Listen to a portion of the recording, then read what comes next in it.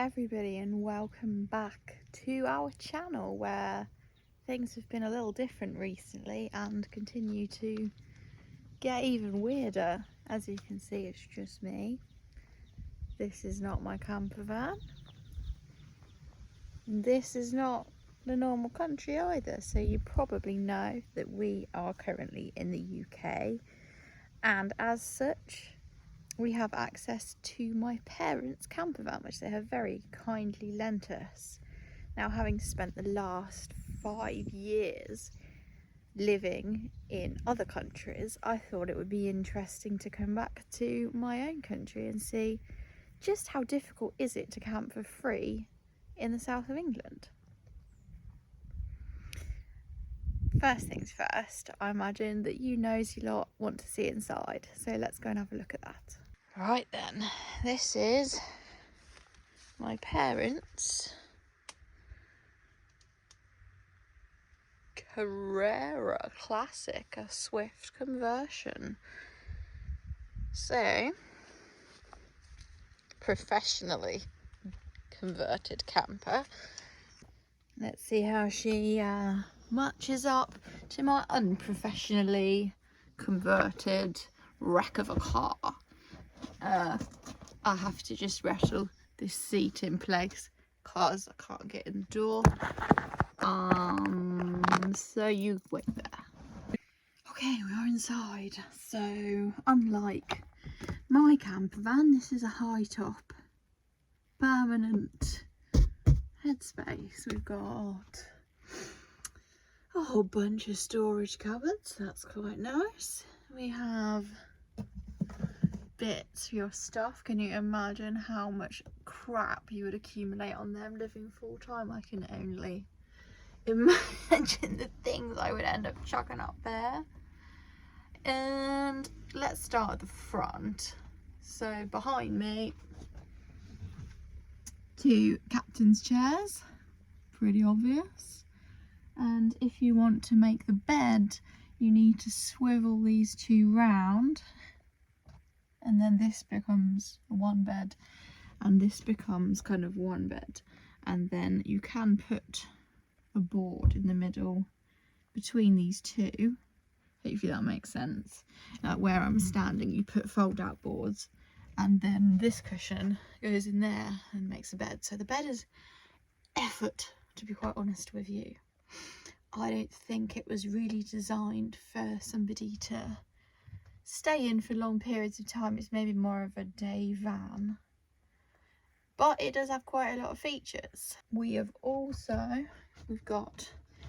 some snazzy blinds, which are quite practical actually. You've got opening windows, 2 roof vents, 1 and then 2. And then here is all the stuff you would really expect. So you've got the cooker, a gas cooker, I might add. Cooker is there, 2 hobs and a grill. And I don't have many bad things to say, if any, about our diesel cooker, but I do prefer cooking on gas if I get the chance, to be honest. I actually miss the speed. So you've got that grill, a 3-way fridge. Over this side we've got the sink, quite nice, and oh look, motion sensor lights. I am so easily pleased by Basic Electrics, it is quite sad. And then a whole bunch of storage, more storage, more storage. And the location of my chutney, most importantly. Oh, and the other thing that I have bought that will be returning with me to Uruguay. This is important. Can't buy that there. Bathroom then. Let me show you the bathroom. Okay, bathroom's right at the back with doors, so you don't have, Look. I've shut myself in it now. You don't have to poop in the presence of your significant other. Very exciting. Okay, here we have me. And also, okay, so you've got a wet room, shower. I'll do that too quick and you'll feel all dizzy. My parents don't really use the shower. I do believe that it works. You have to unhook this thingety-bobbity. You have a sink. And then I think that's, you know, comes out and is the shower. But normally I try to only break my own things, not other people's. They're rear blind, but it doesn't stay down. So if you want to use the toilet, you're gonna have to hold that in place. And this is like a chemical one, not like our composty one that we use, but you know, does the job. And then the usual things, I suppose. Your gas and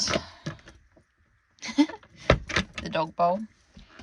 And a huge cupboard, which makes me jealous, full of stuff like camping chairs and tables and all of those things. And if you wanted to use the tables, there they are. There's two tables, and then you can we used to have this, pop it in the floor, and this is a road legal seat as well. So you can actually put 4 people. You can see the other seat back there as well. And the final thing that really sets this apart from Ruby, aside from maybe the layout, okay, it's a high top and the storage, but we all have sinks, cookers and toilets. What this doesn't have really is a electrical off-grid system. So we have it has a heater unit here. I haven't tried it because it is the summer. And then up here is the controls. So we've got you can have a look. So the leisure battery will charge while it drives with the alternator, and you can hook up to 240 power, but there is no solar on this, so you're reliant on driving or hook up. And in terms of electrics, this is probably the point at which you tell that this van is from 1996, because if you want to charge something or do a thing with electrical items, then you will have to use this. Like, that's it. So they have like a USB, you know, where you'd plug into a cigarette lighter kind of thing, and they have one 240 plug, and then one more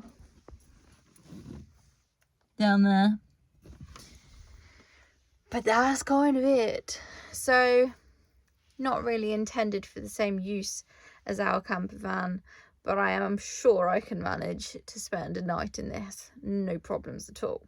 So I might be getting a bit confident that my van is not so bad after all, but I tell you what I wish I had that this van does have, and it's not inside, it's out here, and it is these thingety-bobbities on the side. All of these,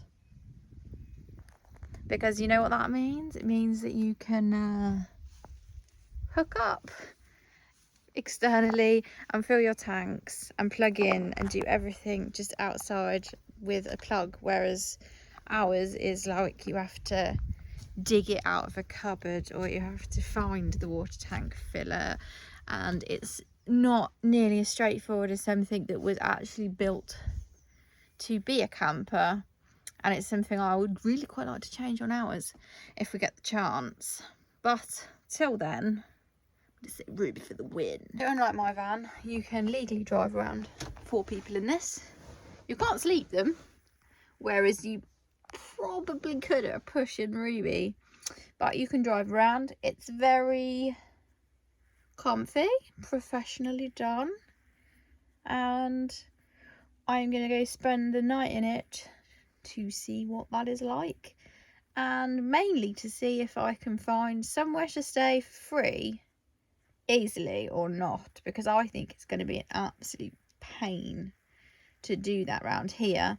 If you don't know England, Sussex is a very populated part of England, and most of it's privately owned, or if it's like a, you know, council owned or government, it'll all be paid parking, and most paid parking is like a day thing, or they might have an option for overnight, but then it tends to be really expensive.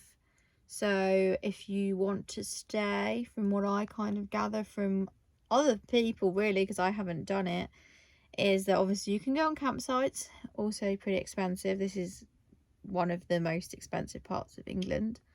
You can maybe get like a long stay car park, but a lot of them have height barriers and they don't want you in there because they don't want people camping there. It's like long stay, but you're not allowed to stay in the car while you leave your car there.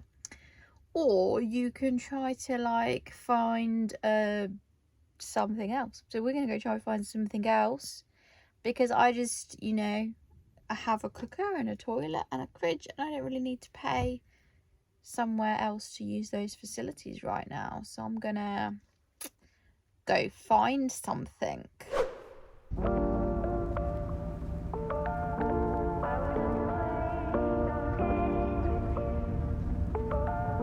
Well, it won't be this then, will it? They love to do this, haven't I've seen this absolutely everywhere, and I suppose it's specifically aimed at people driving campers. 2.2 metre height limit. And you know what? I wasn't even going to try and camp here or anything. I literally just was trying to pull up somewhere to park and go for a walk. But no, I can't go in that one, so I guess we'll go somewhere else. Right, found a car park that I am allowed to go inside now. So this is a paid one, which potentially, you know, would be fine, but let's go and have a look and see what it says, because I bet you any money you aren't allowed to camp anywhere like this.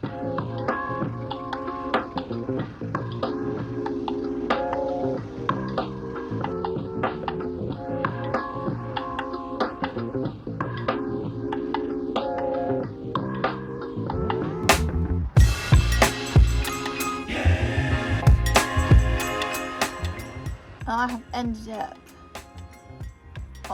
in a lay-by on the side of the A22. Please excuse the loud amount of traffic noise that you can no doubt hear in this video, but at least, you know, you're getting a little sample of how the evening is panning out with regards to finding something free. I mean, it is free. Whether it's going to be any good for sleeping, we'll have to see if it quietens down when it gets dark.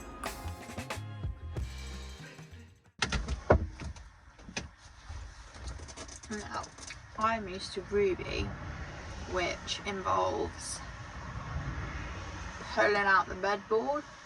I know, I'm folding the mattress.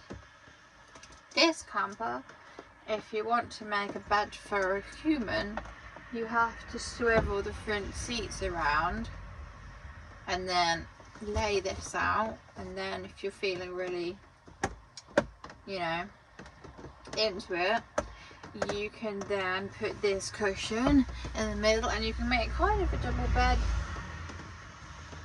which is a little bit odd. So I don't think I'm gonna go full hole in the bed. I'm just gonna make up one side, and I think that's gonna be fine for just me tonight. So now I have to, I'm gonna do this side because I don't want to sleep next to the door. I'm gonna lock the door. Is the door locked? The door's already locked. I'm gonna do that. Okay, here goes. Thing. we're going to have to turn this into a time lapse because it's going to take me ages.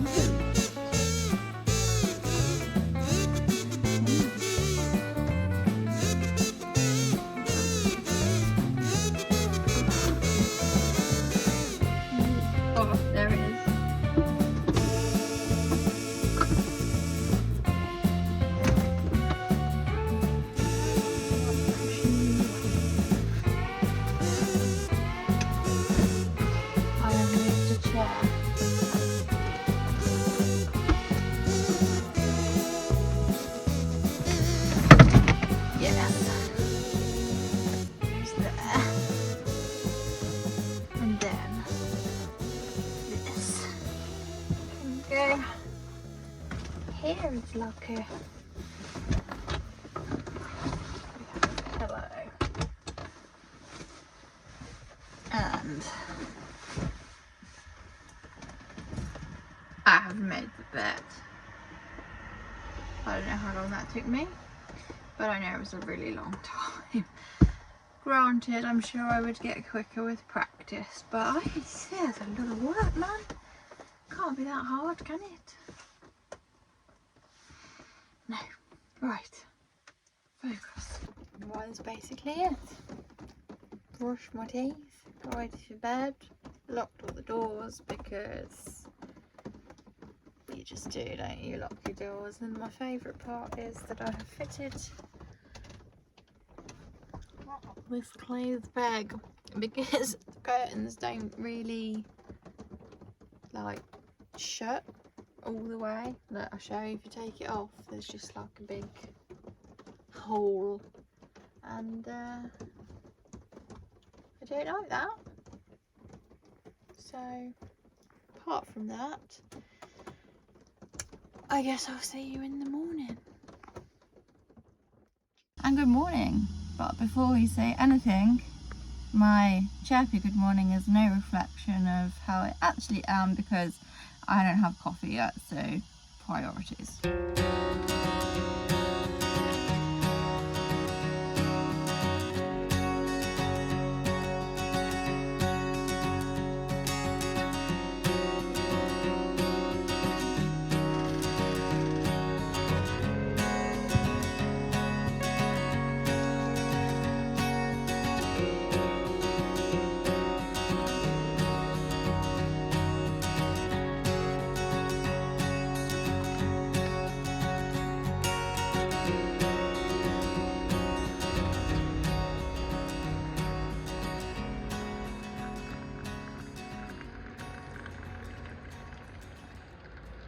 Right, that's better.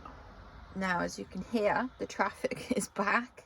However, in the night, it did pretty much stop. You get the occasional, trying to balance my coffee without destroying my life. You get the occasional car. It was pretty quiet. Didn't sleep too badly. Nothing wrong with this. It's not the beautiful scenic park up, but it is free and it does the job. My main problem, to be honest, was outside there. I parked under a tree, didn't I? Lovely tree. Parked underneath it. Don't know if you can see that it's a bit wet. Yeah. So those of you who also van life will know that parking under a tree in the rain is really noisy. So mainly the tree kept me awake. And I thought being in a high top like this compared to Ruby, who's literally a tent, would be quieter. Not for the rain obviously, but just for like noise. But you can hear how noisy it is. It is loud. So I'm gonna drink my coffee and yeah, take it from there, I guess. Also not the only person. Somebody else. Seems like a lot of you people who full-time go for this kind of option, and I don't blame you, because what else are you really gonna do? Sure, you could pay for a campsite every now and again, but if you don't want to spend a lot of money, you are going to end up most likely in this kind of place. And as I drove here, I saw quite a few motorhomes parked up in the various free spots down the side of this A road. Still, you're in a motorhome, you've got everything you need, I guess. It was actually really the reason that I parked here. It wasn't just that it was literally one of the only free options. It's a few minutes walk from a paid car park down the road, where apparently we can go on quite a nice walk. So being the stingy bugger that I am, I'm gonna leave the car here and walk over there. Right, before we head out, quick wee. Excuse my dark video, because obviously a little privacy in this moment is good. And my issue with this is, here's the toilet right in the back. And it's great, you can shut the doors, obviously, privacy levels that we do not possess in our camper van. We don't even have a curtain. We like to plan out our day while one of us is on the toilet. This one is very civilized. It is here. Ta-da! The problem with this is the blind doesn't have the proper, you know, this is part of that. It wasn't me, I don't think, that broke this, but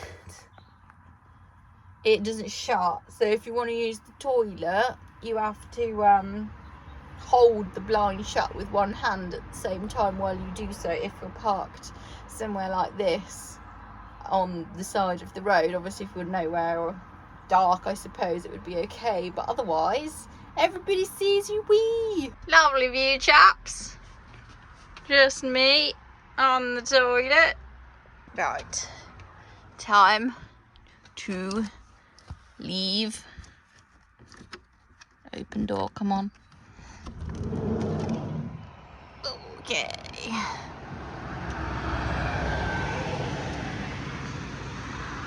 Well, I thought I was gonna have to walk down the road actually to get some footpath, but it looks like there's a little, where are we? Can't even see it. Here, footpath. There's the van. So I don't think I have to walk down this soggy thing, because I did not come prepared with the correct shoes. What a surprise. Look, footpath.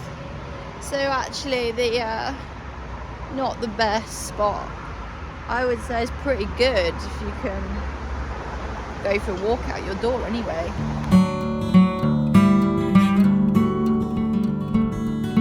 Follow us, you'll know that we live in South America and we travel there in our camper, and that's the reason why I decided just to take my parents' van away just for a night, as I wanted to see what it's like in England to try and do the same as what I would normally do every day on a different continent. So we rarely pay for camping because we don't need to. There's a lot of free camping over there.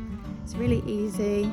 Normally it's really nice that you would just park somewhere like I'm walking through right now, but we haven't really camped in England, because when we used to live in England, we'd take the van to Scotland or France or something like that, which is, you know, easier, maybe pre-COVID anyway. I know France and other European countries are quite set up for campers. You know, they have their airs, they have spaces, and from what I see, England is just not a camper friendly place at all. So, you know, I think we're just too many people, there's not enough space, specifically in a county like Sussex, East Sussex, which is where I am right now. It's just so populated that people don't want motorhomes. Until last year, you could park up on the seafront and you could, you know, get some nice spots, but now everything is all height limits, bans. You cannot park, you cannot camp. You know, you can't even get in to stay there for the day, as we saw before on a lot of places. And that's just such a shame, because I know there are people out there who like the life, and then there are people out who are kind of been forced into that lifestyle. And this country, it's so much harder to get anything for free. But saying that, it is possible. I'm not sure I'd want to do it in my camper though, because of just the noise pollution and everything else. At least in a high top you have a bit more sound protection if you are going to end up parked in a car park or on an A road or something like that. But yeah, crazy. I have bagged myself a free walk on Ashdown Forest, which is, as you can see, not overly foresty anymore, as the vast majority of it was felled, I believe, to build the ships to fight against the Spanish Armada. Gonna have to fact check that one, but I'm pretty sure that is why we don't have so much forest here. But it is a lovely space to come for a walk, made even sweeter by the fact that I did not have to pay the parking fee.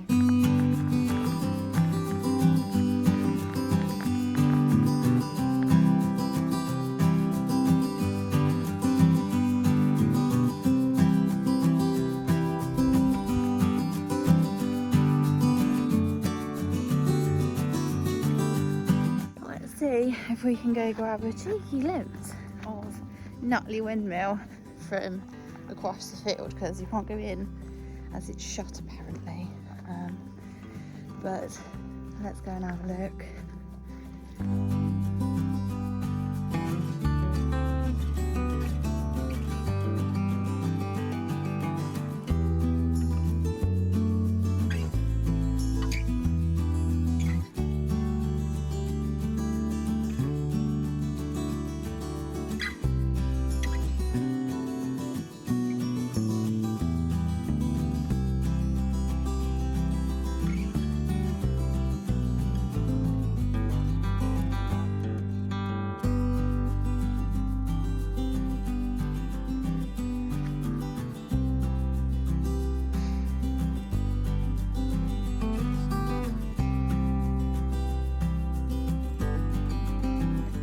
If you are a van lifer and you live in the UK, I found my spot with Park for Night, which seems to be one of the main apps to do that. Oh yeah, it's okay. But please let me know, what do you do? How do you find park-ups? Do you pay for campsites? Some of them like £30 a night, that's crazy money. Do you, I don't know, stay in a good secret spot that you keep hidden that you don't put on Park for Night because you don't want it absolutely full of people in motorhomes? How easy is it to van life here? Because to me it seems like it's just that little bit harder. So let me know in the comments, and if you enjoyed watching me ramble about things by myself, then it is good news for you, because next time we will be back to Uruguay and picking up where we left off. See you next time.